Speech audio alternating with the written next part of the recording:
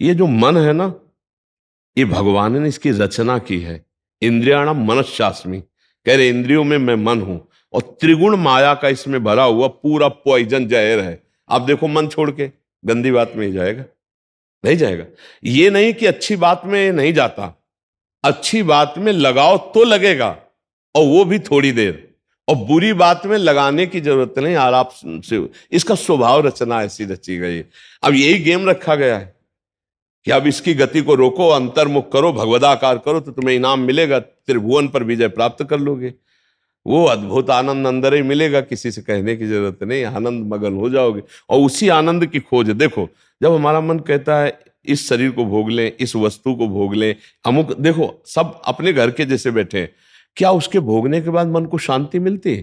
थोड़ी देर के बाद फिर एक नया संकल्प बनता है, फिर एक नई, मतलब हमारी खोज अधूरी रही। वो नहीं मिला जो मैं सोच रहा था। सोचने में जैसा सुख मिलता है वैसा ना भोगने में नहीं मिलता, चाहे वो भोजन हो, चाहे वो दृश्य हो, चाहे वो कोई क्रिया हो। आप देखना, जो मन हमें सोचवा के पागल बनाता है, और जब हम उस पे जाते हैं तो वो चीज हमें नहीं मिलती है। तब लगता है कि वो यहां नहीं, शायद यहां हो, यहां नहीं, शायद यहां हो। ऐसे भटकते पूरा जीवन व्यतीत हो जाता है। बुद्धिमान वो है जो दो चार कदम में ही लौट आवे कि गलत दिशा में जा रहे हैं, पर हम पूरा जीवन चलते रहते हैं, लौटने की बात ही नहीं आती। और यहां तक कि शरीर वृद्ध हो जाता है, इंद्रियां काम नहीं करती, पर मन वैसे ही सलाह करता रहता है।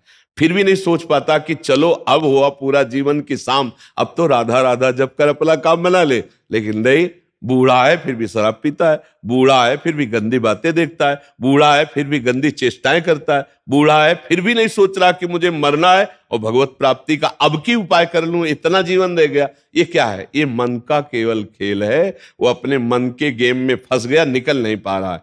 अच्छा, इसमें ये हो कि चलो मन सुखी रहेगा, तो भी नहीं। आप जितना गलत करते जाओगे उतना वो नकारात्मक सोचे पैदा करता चला जाएगा, और उसका परिणाम यह आएगा कि आपको डिप्रेशन में पहुंचा देगा।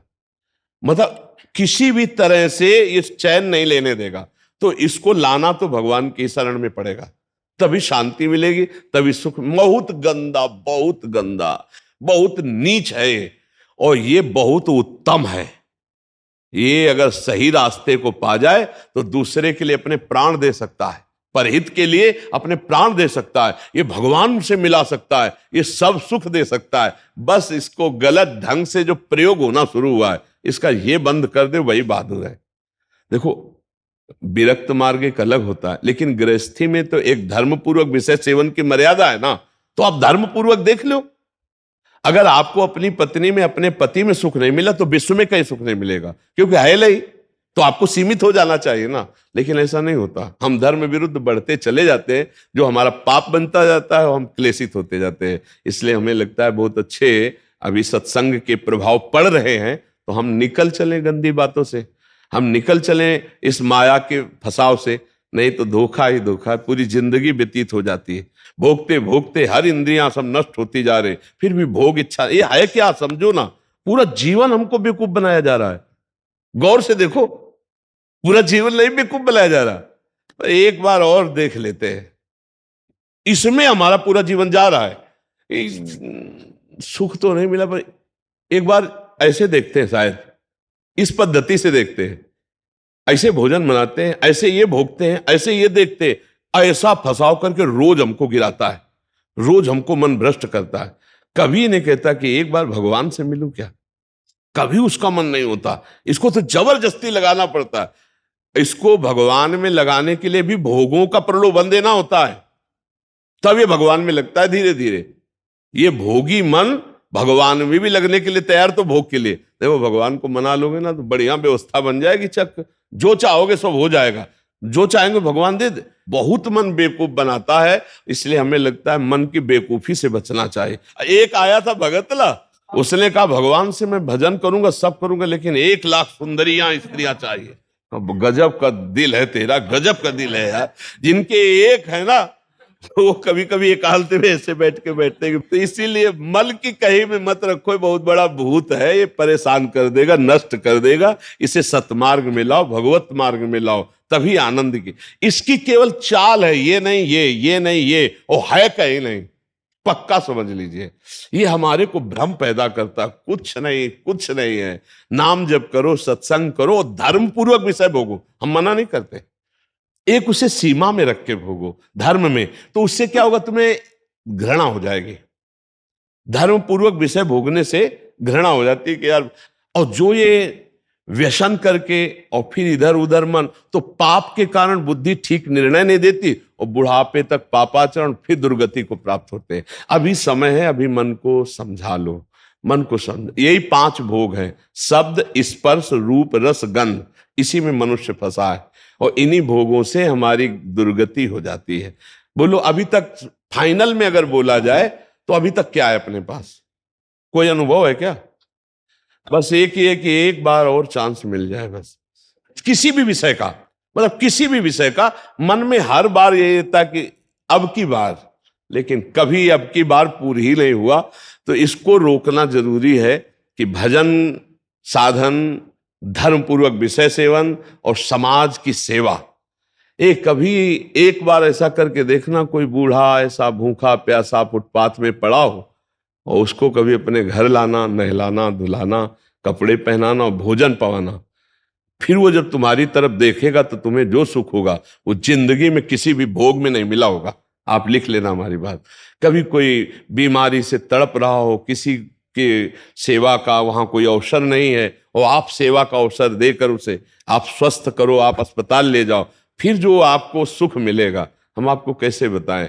वो भगवान का आशीर्वाद होता है। जब कोई बूढ़ा, कोई बीमार, कोई असहाय, और जब आप उसकी सहायता करते हो तो उसके हृदय से जो आशीर्वाद, वो सुख जो मिलता है। जैसे हम आपको एक दिन करके देखना, तुम अपना भोजन बढ़िया जो है, कोई ऐसे भूखे को खवा देना जो भूखा बैठा हो, और ऐसे जल्दी जल्दी, और आप देखो उसको पाते हुए, और उस दिन आप वो भोजन ना पाओ, उसे पवा दो, तो आपको जो सुख मिलेगा वो 56 प्रकार के भोग पाने में भी कभी सुख नहीं मिला होगा।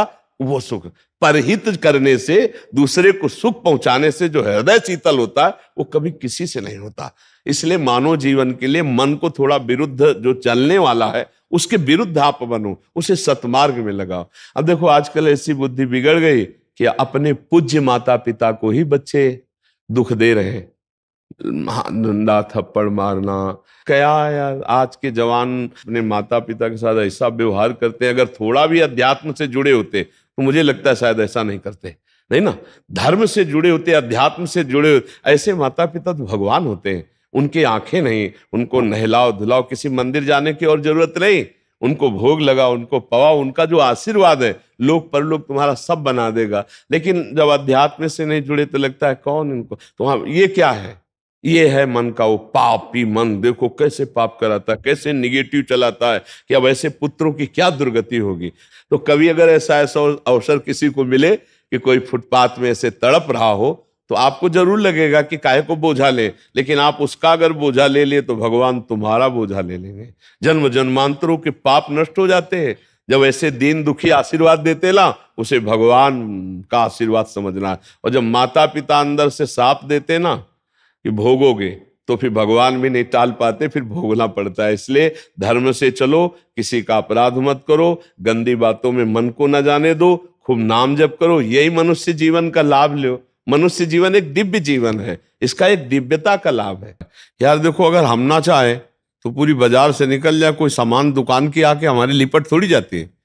हम जहाँ खड़े होंगे, जहाँ खरीदेंगे, वही जो वस्तु हमें मिलेगी। तो अगर हम निश्चय कर लिया कि मुझे मांस नहीं खाना, मुझे शराब नहीं पीना, मुझे पराई माता बहनों की तरफ गंदी दृष्टि नहीं करनी, तो मुझे कौन गिरा देगा? आप सोचो, हमारे निश्चय में कमजोरी, तभी हम डरते हैं कि कहीं गिर ना जाए। ऐसे कैसे? हाँ, कुछ कमियां ऐसी होती हैं जिससे अहंकार का नाश किया जाता है।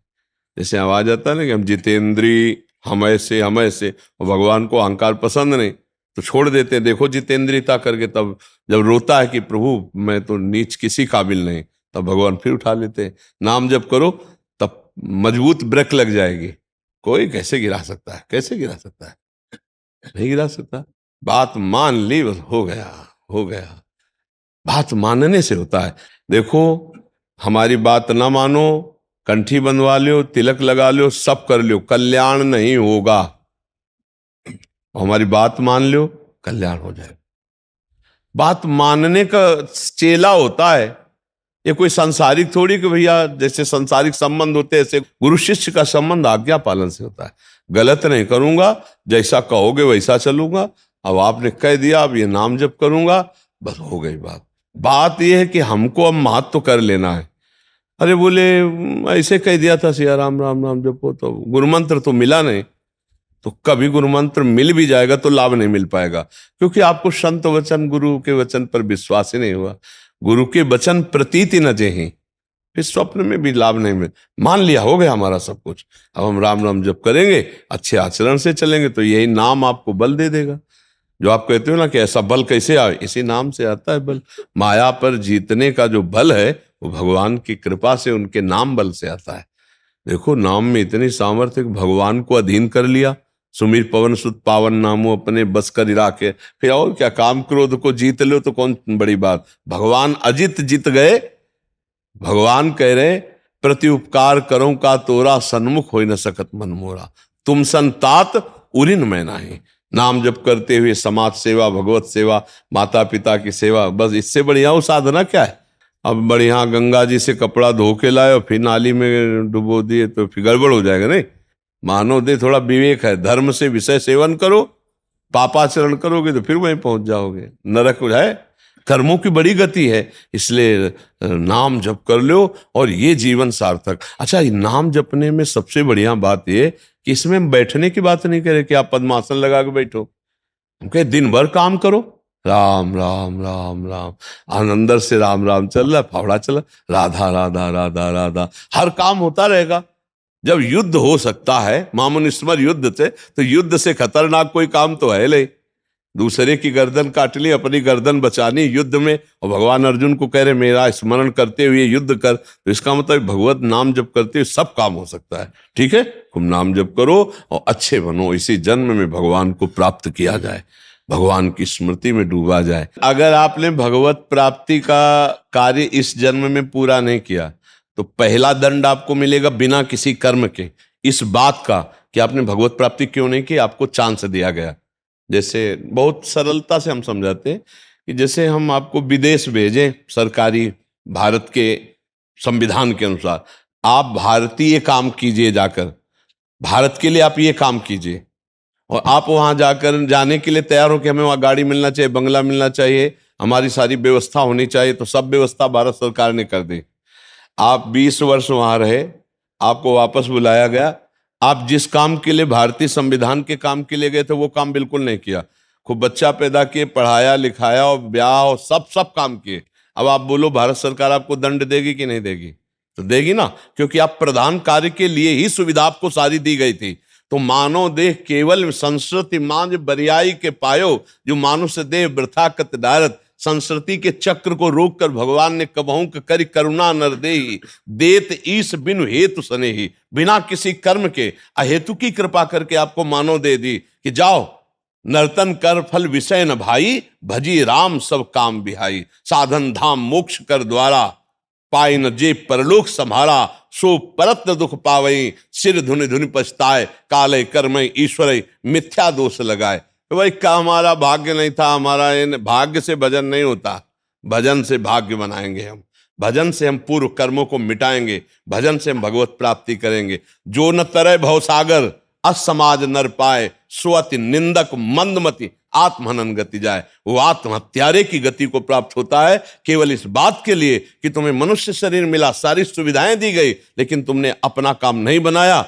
83,99,999 योनियों में कोई एक भी ऐसी योनि नहीं जिससे हम भगवत प्राप्ति कर सकते, केवल ये मानव देह थी, और उसको तुमने विषय सेवन में प्रपंच में नष्ट किया, तुम विशेष दंड के पात्र हो। कृपा हुई और तुमने उस कृपा को ठुकराया, अब भोगो अन्य योनियों में। अब पता नहीं फिर किस कल्प में भगवान की कृपा होगी और मुझे मनुष्य शरीर में, इसलिए मुझे इस जन्म में भगवत प्राप्ति करनी ही करनी है, इस पे हमें छूट नहीं रखनी। अब भगवत प्राप्ति किसे कहते हैं समझना तो पड़ेगा ना, कि भगवत प्राप्ति किसे कहते हैं। मोक्ष को तो समझे, तो मोक्ष ऐसे थोड़ी होता, उसके लिए साधना बहुत कठिन साधना है। स्थूल सूक्ष्म कारण तीनों शरीरों का राग त्याग करके स्मृति उसकी, इसकी स्मृति का भी त्याग हो जाए, तब वो अपने स्वरूप में स्थित होता है। बड़ा कठिन, ज्ञान के पंथ कृपान के धारा, और परत खगेश लगे निवारा। अब इसको सरल सहज भाव में ले लो। जिसकी अखंड स्मृति भगवान की होती है वही मुक्त पुरुष है और वही भगवत प्राप्त पुरुष है। हर समय तुम्हारी याद में भगवान का नाम चलता रहे। राम कृष्ण हरि जो नाम प्रियो, अपने तो वृंदावनवासी राधा राधा रटते। हर समय नाम चिंतन करते रहो। तुम मोक्ष चाहोगे तो मोक्ष मिल जाएगा, भगवत प्राप्ति चाहोगे तो भगवत प्राप्ति हो जाएगी। भगवत प्राप्ति का मतलब होता है भगवान को जिस भाव से, स्वामी भाव, सखा भाव, जिस भाव से वो प्राप्त हो जाए। और अच्छा, इसमें है कि गिरने का भय नहीं। हम राधा राधा जपते हुए किसानी कर रहे हैं, राधा राधा जपते करते नौकरी कर रहे हैं, राधा राधा जपते हुए संसार के सब कार्य कर रहे हैं, तो हमको संसार के कार्य भी हो जाएंगे और भगवत प्राप्ति भी हो जाएगी। अच्छा, मिथ्या भाव हमारे यहाँ लगाना नहीं, भगवत भाव लगाना है। सब में भगवान है, तो हम जिससे मिलते हैं उनके हृदय में भगवान है, हम ऐसे बर्ताव करते हैं। चाहे पुत्र हो चाहे पत्नी हो, नाथ सकल संपदा तुम्हारी, मैं सेवक समेत सुतनारी। बहुत सरलता से निपट गए संसार से, बहुत सरलता। पर भजन नहीं किया तो दंड मिलेगा, क्योंकि सरकार ने भेजा है यहां सरकारी काम करने के लिए, भगवत प्राप्ति के लिए। अब अगर चूक हो गई तो फिर गड़बड़ हो जाएगा। अच्छा देखो, तुम्हें तो कुछ गड़बड़ होना है नहीं, तुम तो अविनाशी भगवान के जन हो, अविनाशी स्वरूप है ना अपना सबका। लेकिन जैसे स्वप्न में लाठी चलती है, कुछ नहीं होता है, पर पीड़ा होती कि नहीं होती स्वप्न के समय। स्वप्न के समय अगर लाठी चलावे तो वैसे लगती है, नहीं। स्वप्न में अगर हम डूब रहे हैं तो वैसे डूब रहे। स्वप्न में अगर पिटाई शुरू है या कोई गला काटने जा रहा तो वैसे भय लग रहा है, और है कुछ नहीं, तो दंड तो भोगना पड़ेगा ना। ऐसे ही जागृत में है, ऐसे ही नरक आदि में है। अविनाशी आत्मा को कोई कष्ट थोड़ी होता है, पर जब तक ये बोध नहीं होगा तब तक तो भोगना ही पड़ता है ना। देखो, स्थूल देह सैया में पड़ी होती और स्वप्न में हम देख रहे हैं कि हम समुद्र में डूब रहे हैं। अब वो ऐसे ही कष्ट हो रहा है, समुद्र भी दिखाई दे रहा है, डूब भी रहे हैं, और जो डूबने वाला शरीर है वो तत्कालिक स्वप्न में बना हुआ है, क्योंकि शरीर जो स्थूल शरीर वो तो सैया में सो रहा है। अब बताओ उसको कैसे बचाया जाए। जो स्वप्न में समुद्र में डूब रहा है, अब आप उपाय बताओ उसको कैसे बचाया जाए। हाँ, बस एक उपाय है कि उसको जगा दो। चाहे जितनी नौका लगा दो, चाहे मंत्रवेत्ता लगा दो, चाहे तैराक लगा दो, उसको आप बचा नहीं सकते। उसके बचाने का उपाय है जगा दो। ऐसे ही हम सब मोह निशा सब सोवनिहारा,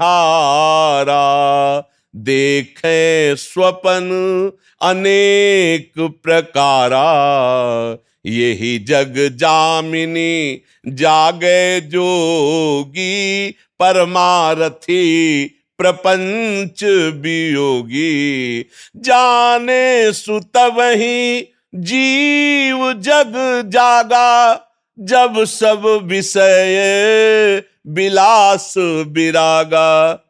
बोले मोह निद्रा में सब सो रहे, ये पत्नी है, लड़का है, बच्चा है, रुपया है, पैसा, ये कर लिया, ये कर लूंगा, ये कमा लिया, ये कमा लूंगा, ये जमा कर लिया, ये जमा कर लूंगा, और सोचते सोचते मर गए, कुछ नहीं कर पाए जो करने आए थे। अब कोई सदगुरु जगा दे, ए उठ, मोह निद्रा में सो रहा है, तो जानिस तबै जीव जग, जब सब विषय विलास विरागा। तभी जानना सत्संग का रंग चढ़ रहा है, जब गंदी बातें छूटने लगे और अच्छे आचरण होने लगे और भगवान नाम जप होने लगे, तो जान लेना आप जाग रहे हैं। और जग गए तो स्वप्न के जैसे सारे दुख मिट जाते हैं, ऐसे तुम्हारे सारे पाप, दुख, चिंता, शोक सब नष्ट हो जाएंगे। पर जगना पड़ेगा, बिना जगे नहीं हो सकता। बिना जगे एक ही उपाय है, जगना पड़ेगा, अर्थात भगवत प्राप्ति करना पड़ेगा, नहीं तो दुख से पिंड नहीं छूटेगा। है झूठा, पर बहुत जोर का फुसकार मार के काटता है। झूठा सांप है, रस्सी का सांप, पर ऐसा काटता है, वो ऐसा अनुभव होता है कि जहर चढ़ गया, पक्का। देख लो, सब पूरा जहर चढ़ा हुआ है और कुछ नहीं हुआ।